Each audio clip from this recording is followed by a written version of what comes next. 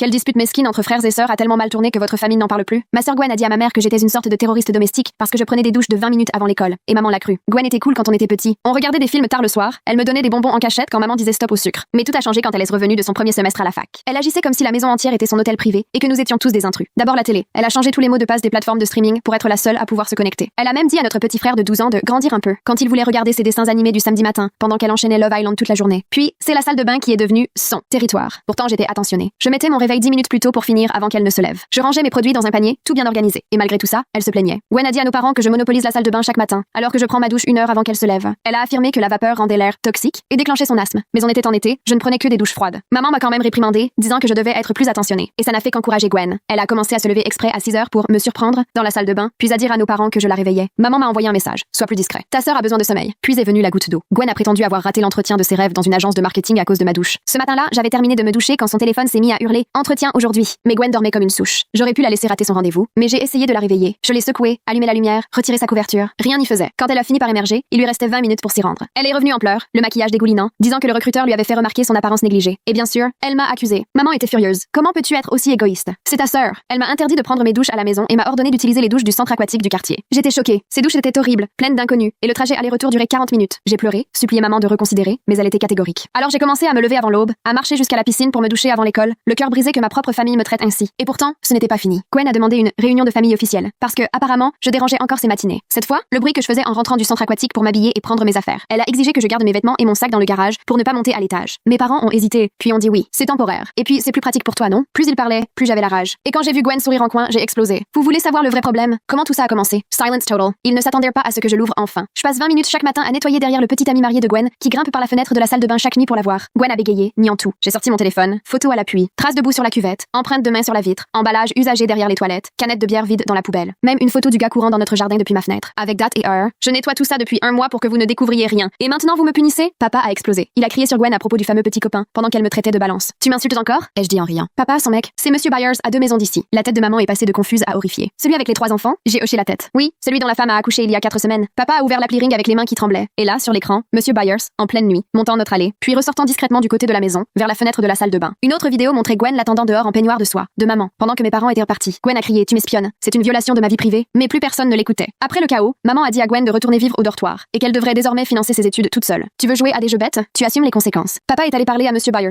Et par parler, je veux dire lui décrocher un petit coup de poing amical. Maman, elle, a tout raconté à sa femme. Résultat, Monsieur Byers a été mis dehors. La dernière fois qu'on a eu des nouvelles de lui, il dormait dans sa voiture.